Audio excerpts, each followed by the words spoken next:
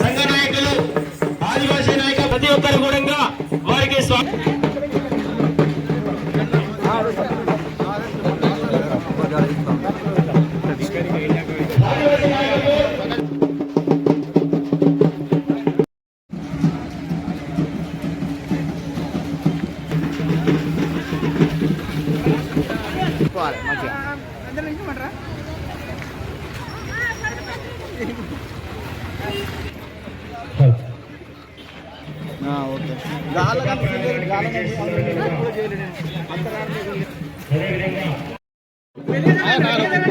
రాదు, అడ్డం రాకండి.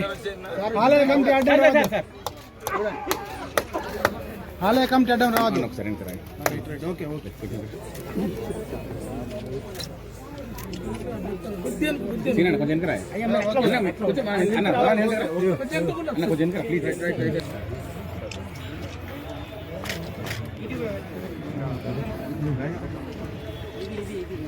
ఒకసారి జరుగురు.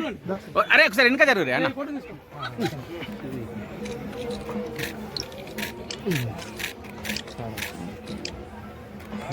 Okay sir right. కూడా ఈ నాయకులు అంటే ఏంటి అనేది కూడా ఈ సభ్య సమాజానికి తెలియనటువంటి పరిస్థితి. ఈరోజు నేను వచ్చే సందర్భంలో ఒక మిత్రుని అడిగిన నాయకులు అంటే ఎవరంటే వాళ్ళు తెలియస్తారండి. కాబట్టి ప్రభుత్వం ప్రత్యేక క్రమశిక్షణ ఒకటి ఏర్పాటు చేసిందంటే భవిష్యత్తు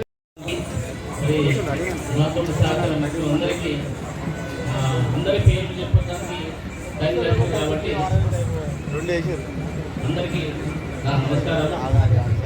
ముఖ్యంగా ప్రధానమైన విషయం, ఇక్కడ ఈ ప్రాంతంలో నివసించేది ఈ గోదావరి తీర ప్రాంతం అంతా నాయకులు జీవిస్తారు.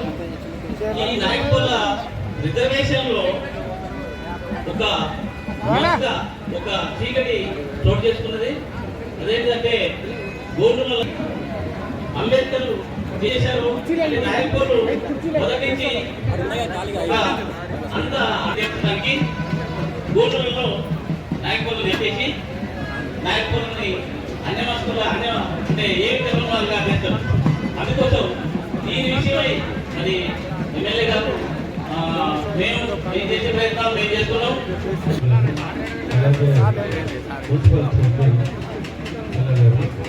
మరియు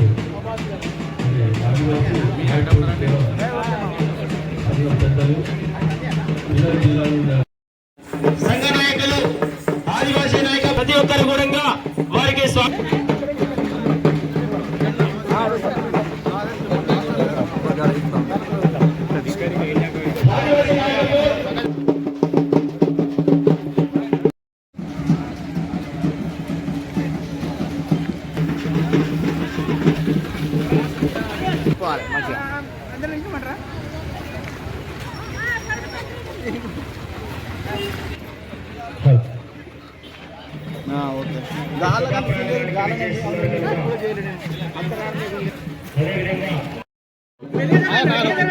రాదు, అడ్డం రాకండి.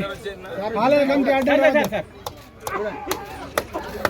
ఆలయ కమిటీ అడ్డం రాదు. ఓకే ఓకే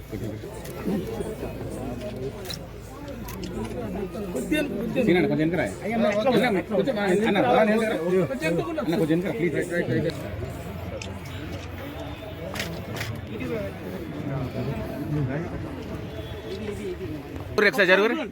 అరే ఒకసారి వెనక జరుగురు అన్న.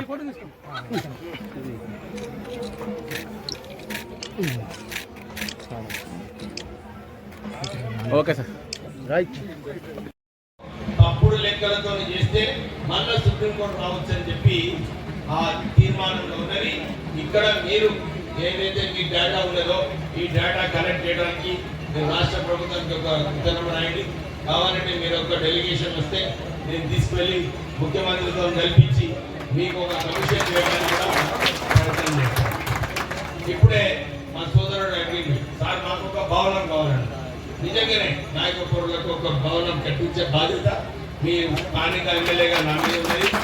మీరు ఇక్కడ ఫారెస్ట్ ఏరియాలో మళ్ళీ ఈ గొడవ పెట్టుకోకుండా ఎక్కడైతే క్లియర్ ల్యాండ్ ఉంటుందో ఏమైనా ఐడెంటిఫై చేస్తే నేను కలెక్టర్ గారికి చెప్పి మీకు ఆ ల్యాండ్ అన్నట్టు చూపిస్తా.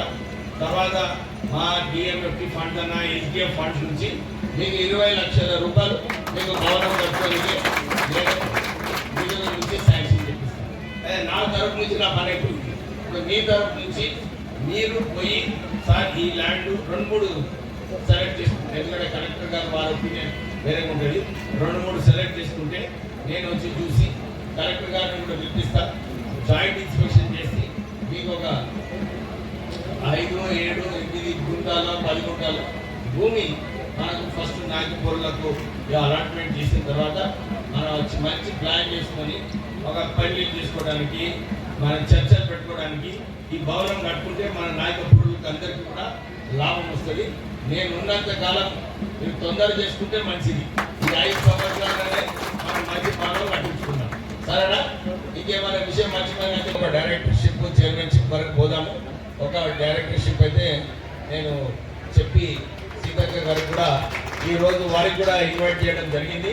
కానీ అదే ఒక విషయము, మన మన్నమరి మున్సిపాలిటీలో ఎలక్షన్స్ కావాలన్నట్టు ఇప్పుడు హైకోర్టులో ఒక పిటిషన్ ఇస్తారు, ఎలక్షన్స్ కండక్ట్ చేయాలని చెప్పి. నేను కూడా కలెక్టర్ గారితో మాట్లాడి ఇదే చెప్పినాను. సుప్రీంకోర్టు ఏదైతే తీర్మానం ఇచ్చిందో 50% కార్పొరేటర్ పోస్ట్ అన్ని కూడా ట్రైబల్స్కి అలొకేట్ చేయాలి, రిజర్వేషన్ పెట్టాలి. దాంతోపాటు చైర్మన్షిప్ పోస్ట్ కూడా ట్రైబల్కి రిజర్వేషన్ పెట్టాలని చెప్పి సుప్రీంకోర్టు తీర్మానం ఇచ్చింది. మన రాష్ట్ర ప్రభుత్వం ద్వారా తరఫున డిస్ట్రిక్ట్ కలెక్టర్ని కూడా ఈ అఫిడవిట్ మందమరి మున్సిపాలిటీలో మనం ఎలక్షన్స్ కండక్ట్ చేస్తున్నామని చెప్పి ఈ లీగల్ ప్రాసెస్, ఎందుకంటే ఎవరున్నా కానీ ఈ లీగల్ ప్రాసెస్ పోవాల్సి వస్తుంది. ఈ లీగల్ ప్రాసెస్ అయిన తర్వాత త్వరలోనే అంటే టైం అవుతుంది. అందరు కూడా మన త్వరలోనే అన్నాడు ఎమ్మెల్యే సామాన్ మన సోషల్ మీడియాలో ఏదో ఒకటి పెట్టి తీసుకొచ్చిన తర్వాత 5 సంవత్సరాలు ఉన్నాయి నాకు. ఏదైతే హామీలు ఇచ్చిందో అన్ని పూర్తి చేయండి. మీ అందరూ తెలుసు, మన కైతాన్పల్లిలో, చెన్నూరు, మందమరిలో అన్ని చోట్ల కూడా సుమారు 100 కోట్ల రూపాయల నుంచి నిధులు పెట్టడం జరిగింది.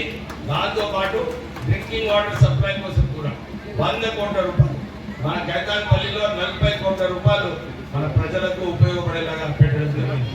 నేను ఇక్కడ కైతాన్పల్లి మున్సిపాలిటీలో వార్డులలో పోయినప్పుడు సరిగా రోడ్లు లేవు, డ్రైన్స్ లేవు అని నాకు చాలా ఒక మంచి ఆపర్చునిటీ అనుకొని అన్ని చోట్ల కూడా రోడ్డు సైడ్ లైన్స్ పెట్టడం జరిగింది.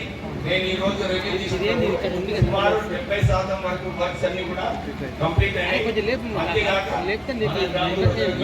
అవసరాలు ఉంటే వచ్చిన మన నాయకపౌరులు సంఘం